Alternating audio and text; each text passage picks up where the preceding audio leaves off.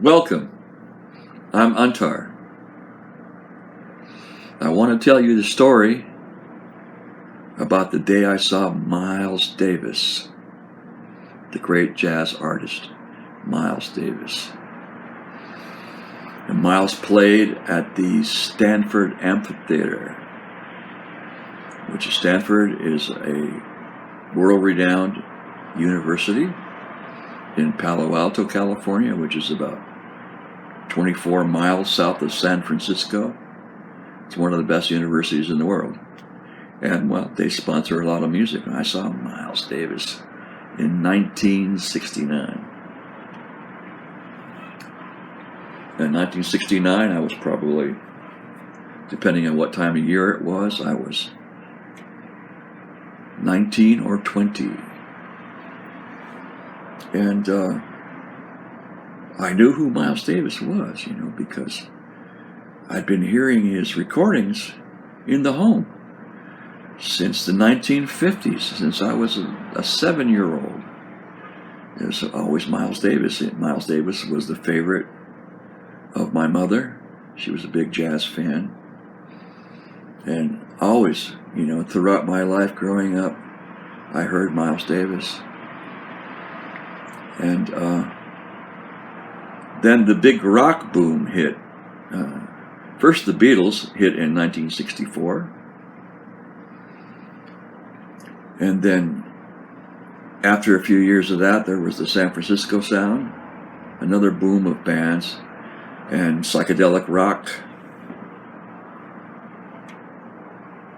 And what had been rock and roll before in the 1950s, that was music made for kids, right? We were the kids. We were the baby boom generation. We were a generation of people who were born either during or after World War II.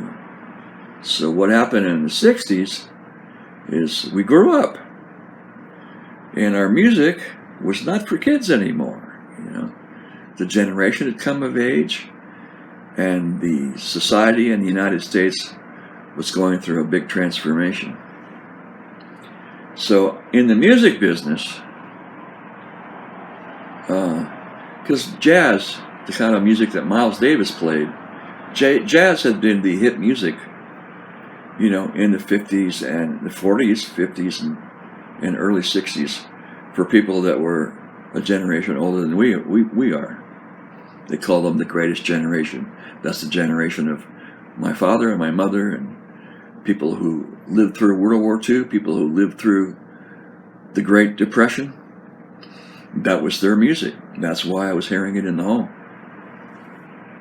So when the rock boom came along, there was a lot of money made with rock music. At various times in the 20th century and the 21st century, the baby boom generation has been the largest demographic in numbers. I don't think we are anymore. I don't think, because we have other generations, the Gen Xers and the Millennials, and now we have Z-Gens. But we pretty much dominated the 20th century. It was reflected in record sales. And, the upshot of it was that a Santana record, it just sold 10 times more than even a great jazz record. So it was trouble for a lot of companies that were recording and producing jazz music, and it was trouble for a lot of musicians, and different musicians had different ways of dealing with the crisis, and some of them, like Dexter Gordon, moved to Europe, Denmark, Scandinavia, and some musicians started playing rhythm and blues, and some musicians they disbanded their groups and stuff. So in the late 60s, Miles Davis, who was a mega jazz superstar and a curious guy, he wanted, jazz is essentially the only indigenous American art form indigenous meaning it was spawned here. The Native Americans were way ahead of us, and they have all their art forms. But it was the only indigenous art form, and it was essentially created by African Americans. Now, there have been many white jazz musicians through the jazz history who've contributed a lot and even played together with black musicians, which at one time in the United States was really not cool.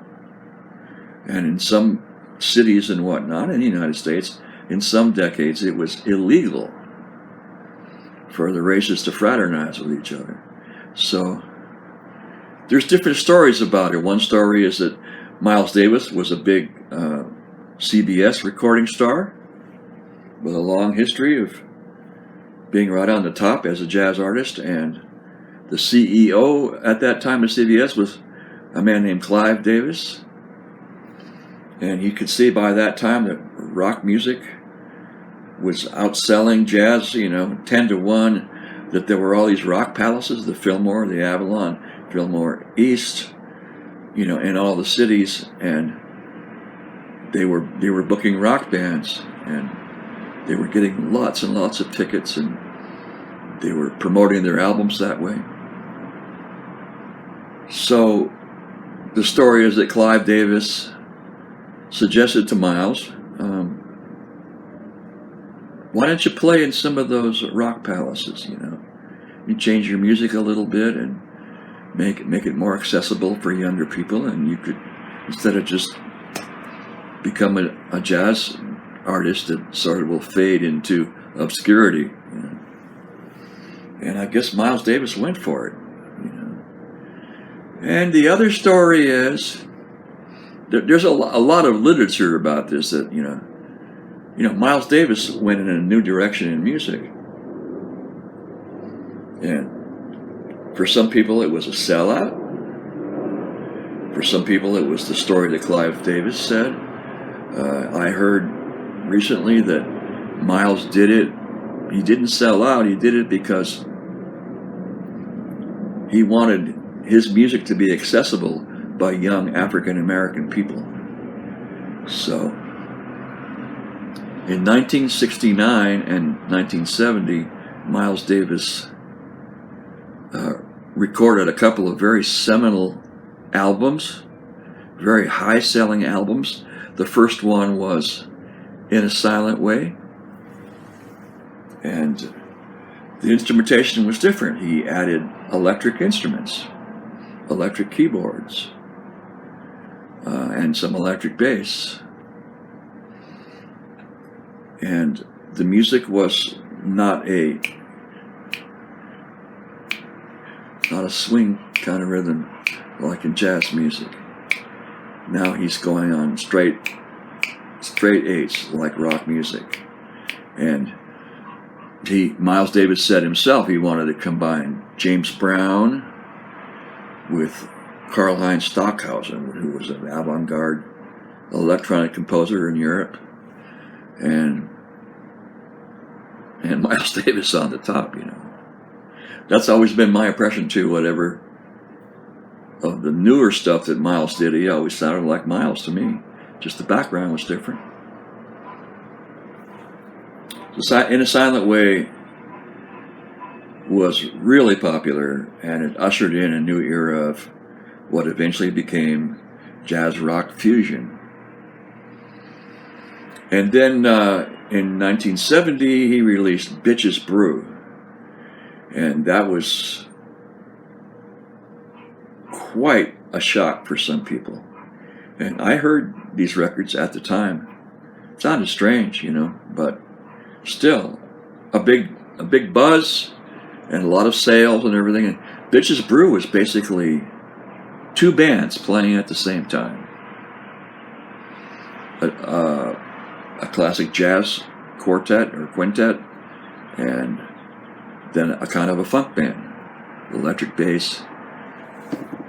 Some of the people involved in that record became jazz rock fusion superstars, like Chick Corea on electric keyboards, and Keith Jarrett had played on one of those sessions, either Silent Way I think he played a little on Bitches Brew, and he didn't want to play electric keyboards. He came to the session. Miles Davis gave him an electric keyboard, so he played it because of his great love for Miles's music and his respect for Miles. So the Bitches Brew had a double ensemble, and it brewed some aspects of, well, of course, jazz, but also free jazz, which is hard for people to listen to sometimes. It's hard for me to listen to it. It's more fun to play free jazz than to listen to free jazz. But there was like a bass clarinet, and Miles on trumpet, and Wayne Shorter on saxophone, the genius Wayne Shorter, who was from Miles Davis's previous bands. So this is the new direction in music by Miles Davis, and in fact he called the album Directions in Music by Miles Davis. So I guess I heard about it, that he was going to appear at Stanford Amphitheater, and I went. And I saw Miles Davis. I'd heard so many records and heard them playing in the home when I was growing up, and I actively purchased and played Miles Davis records on my own for years, and I always wanted to see him. I wanted to see him in the context of his two classic quintets, either the one in the 1950s. Well, I was too young in the 1950s to hear that band, and he had one in the early 60s, 63, 64, which was also a great classic band with a lot of new ideas. I didn't get to see those, unfortunately, but I went and saw Miles doing this new thing that he was doing in the 60s, 1969, Stanford Amphitheater. So I went there, and it was, what a band, Miles Davis on trumpet, Jack DeJohnette on drums. These are all names that are real well known in jazz fusion world. Dave Holland on bass, Chick Corea and Keith Jarrett, both in that band, both that day in that band, on electric keyboards, and a 17-year-old Steve Grossman on tenor saxophone. Sounding like Coltrane, sounding like way out Coltrane, like My Favorite Things, that Coltrane recording, and Giant Steps, and also some of the free jazz that Coltrane was doing. So there they were, and they started playing, and I was standing the whole time, and I was standing toward the back of a group of people who were all around the stage. And I looked to the left a little bit, and there was some guy up in the front left who was dancing and everything. It was, and enjoying. It was Carlos Santana. It was him, and he was making a big deal to everybody there that he was dancing, enjoying, and loving Miles Davis. And he had some people with him, and in my mind's ear, not necessarily my mind's eye, but my mind's ear, at that time, things sound different in different eras, Context is everything. At that time, that music sounded strange to me. Not as strange as Bitches Brew, but something like that. It sounded strange, but it sounded jazz. That's how I remember it. It definitely was jazz. It wasn't anything else, but it was strange. And it was, I don't know, it was probably Bitches Brew like, and on Bitches Brew you hear, Bitches Brew was put together with lots of splices, expertly done splices in the studio from a series of jams. Those guys went in there and they just jammed a lot, and they were able to put it together by splicing and cutting and making real compositions out of it. So that's probably what I heard. I do remember one tune that they played, and it was with a swing rhythm, but it was up tempo, and the horns were like really far out, really out in front, and it sounded like one of those old post bebop heads, and it sounded futuristic. It was great. It was ba-ba-da, ba-da-da, da-da, da-da, ba-da-da, boom, ding, ding, ding, ding, ding, like that song Pinocchio. Maybe that's what they played. I don't know. There's a Miles Davis tune called Pinocchio, and it's on the Nefertiti album. So of course everybody loved it, and I guess Mr. Santana loved it, and I got to see Miles Davis. Was really pleased with myself. I enjoyed the music. What a vibe Miles Davis had. And he was 43 years old in 1969. The people in the band were much younger. And from what I've heard and from what I witnessed there, Miles, he liked to establish a camaraderie with the younger musicians, Because the rest of the time, Miles was a prick, like to everybody. But with the musicians, especially when he got older, he made them their friends. And I remember before the concert or after the concert, there was a roadie. He was standing stage left with his shirt off. And Miles Davis walked up to him and he twisted his tit. And the guy was like, Miles thought that was real funny, That sounds to me more like Miles Davis. So, thank you for listening. Those of you who listened to the end, thank you very much. Hope you enjoyed it. Ciao.